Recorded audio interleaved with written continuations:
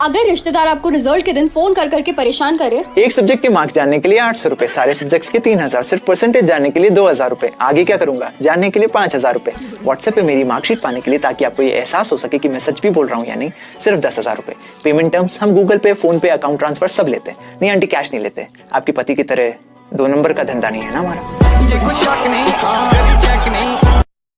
एक चोर चोरी करने के लिए एक घर में आया। उसने देखा तिजोरी पर लिखा था, कृपया तिजोरी ना तोड़ें। तिजोरी खोलने के लिए 1 2 3 दबाकर लाल बटन दबाएं। चोर ने बिल्कुल वैसा ही किया। 1 2 3 दबाकर लाल बटन दबा दिया और लाल बटन दबाते ही सायरन बजा और एकदम से कमरे में मकान मालकिन और पुलिस आ गई। और फिर चोर बोला, मुझे पकड़ ही लो साहब, मेरा तो इंसानियत से विश्वास ही उठ गया है। तो दोस्तों, आप भी चोरी से बचने के लिए ऐसे ही कुछ नुस्खे।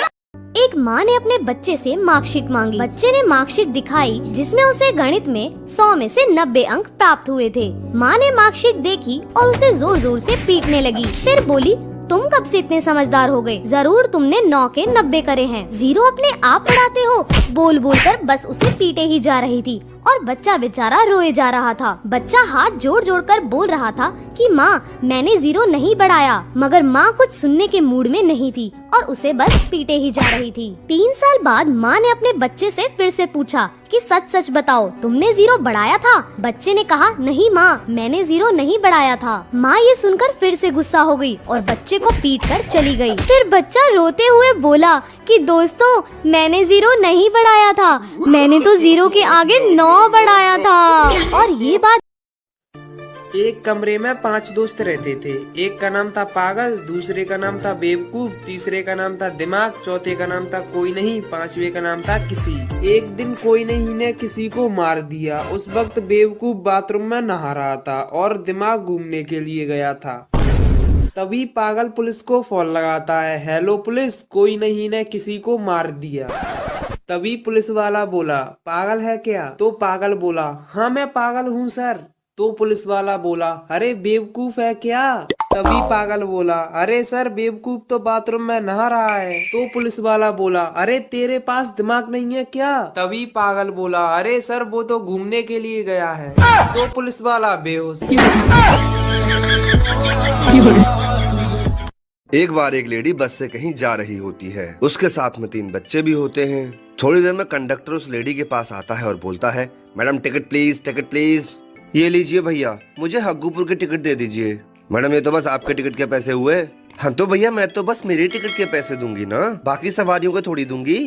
अरे मैडम, बाकी सवारियों का नहीं मांग रहा, इन बच्चों का मांग रहा हूँ, इनका भी टिकट लगेगा। चलिए पैसे निकालिए जल्दी। अरे भैया, ये तो छोटे से बच्चे हैं, इनका किस बात का टिकट लगेगा? मैडम, ये सारे 5 साल से बड़े हैं और 5 साल से ऊपर का पूरा टिकट लगता है मैडम।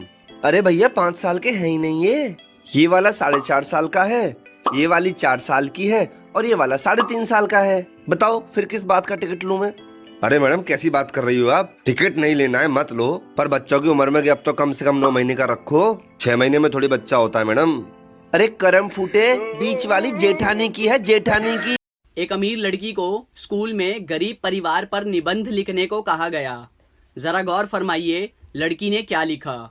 एक गरीब परिवार था, पिता गरीब, माँ गरीब, बच्चे गरीब। परिवार में 4 नौकर थे, वो भी गरीब।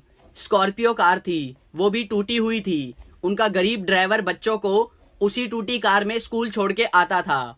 बच्चों के पास पुराने एप्पल आईफोन 8 मोबाइल थे। बच्चे हफ्ते में सिर्फ 3 बार ही ताज होटल में खाना खाते थे, बाकी दिन घर पर ही खाते थे। घर में सिर्फ 2 ही एसी थे और वो भी सेकेंड हैंड। सारा परिवार बड़ी मुश्किल से ऐश कर रहा था।